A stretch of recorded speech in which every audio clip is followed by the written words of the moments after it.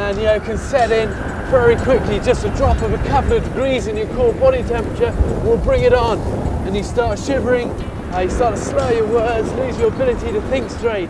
And I've had it before, and it's very frightening. Without shelter, I'd only survive a matter of hours in blizzard conditions. But as quickly as it came, the storm lifts, and it gives me a brief chance to get my bearings. What I have spotted down here is this ice cave, and that might well do for some protection. The problem is this coolness all the way up here, and how I'm going to get over this lip and down to there. It's a 60-foot drop to the bottom, and the overhanging ledges can collapse easily. Probably my best way of doing this is just to traverse along this snow bank, and I need to be careful because you can see down there looks like a lip, might well be a cliff dropping straight off that. You've got to be really careful doing this without crampons and with an ice axe or rope. It just means you've got to be really certain of every foothold that you take. Okay, start edging across.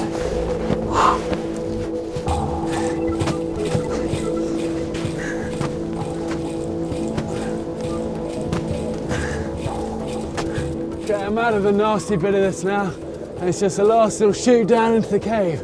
I love these bits.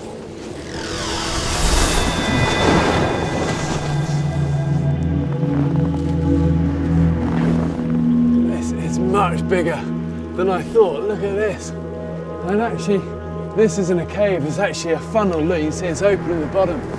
But these things are formed. What happens, meltwater comes down the glacier, and because the water's warmer than the ice, it creates these like tunnels running under the glacier. When they get bigger, they grow into this sort of thing.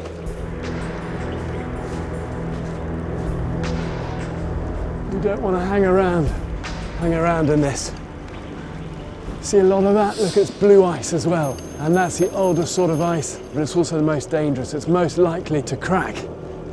Blue ice is as hard as steel, but it's also as brittle as glass. And because the glacier is constantly moving, collapses are common. You can actually see, look, if you follow this up, you can actually see a bit of it where it's flaked off. And you imagine what that's going to do if that dropped on top of you. Last year, a climber was in an ice cave just like this, and a 150-ton slab sheared off. He stood no chance of surviving. I was hoping this was going to be a good place to shelter, but it's not. It's just going to act like a wind funnel. I need to think again and get out of here pretty fast now.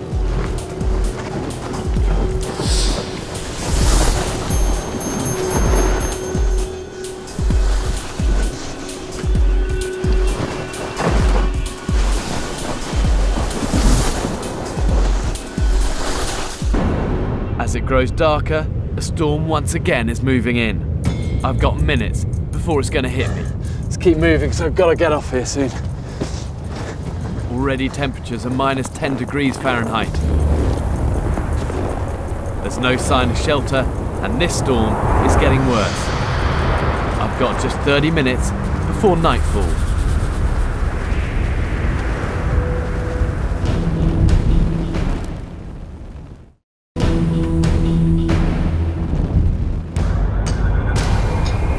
I'm on a glacier in Iceland.